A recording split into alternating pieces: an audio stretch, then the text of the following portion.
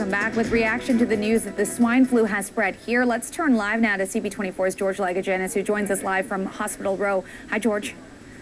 Thanks, Pooja. We're in the heart of Hospital Row. Just an overwhelming amount of information has been coming through in the last few hours. Of course, the biggest news for us in the GTA is that 4 new cases have been confirmed, 3 in Durham Region, 1 in York. And I'm joined now by Dr. Allison McGeer of Mount Sinai. Doctor, would you still characterize this particular strain of swine flu, as you did yesterday, as garden variety? Yes, so far still, as you saw in the cases that have been reported from Ontario, these are people who've been ill, they felt miserable, but they haven't needed to be in the hospital, and they're all recovering well. So this is still looking, all of the reports we're getting are still that this is still looking like a regular strain of influenza. Not that it's not going to be miserable dealing with it if it starts to spread here, but it's still just influenza. Is it correct to say that those 4 people are not in hospital? Those 4 people were not admitted to the hospital, okay? So they were seen as outpatients and diagnosed as outpatients, never been admitted. Dr. Williams and the province in their press conference about an hour ago mentioned that there's about 20 other cases that are being investigated. Does that mean that they're in, as he said yesterday, isolation, not quarantine? And if they are, where are they? My understanding is that all of these cases are people who have been seen and sent home.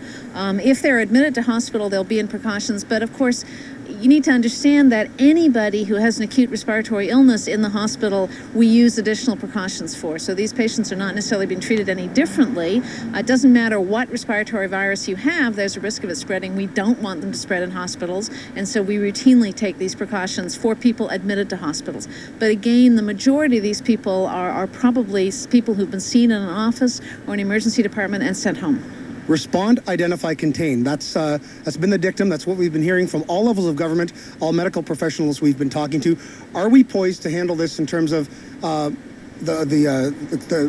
we're going to have to do in terms of a pandemic situation, if it comes to that? Are we prepared financially with manpower on the ground?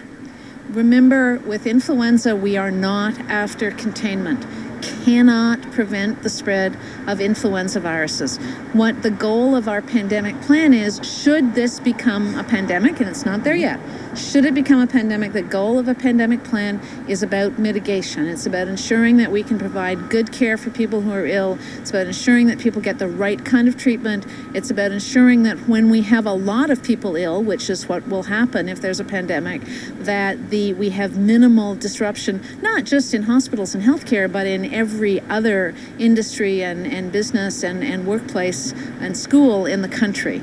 So yeah, there's been a lot of planning at every level in Canada. Those plans are being taken out and brushed off, and people are making sure that we're ready to go if this happens. There's no doubt that all that planning will make things better. There's probably also no doubt that if it is the pandemic, there are still going to be challenges. There's still going to be lots of people ill. It's not going to be an easy time, but the planning that has been done will make it a lot better. Dr. McGeer, thank you very much for your time. I know you're very busy. We appreciate it. You're most welcome.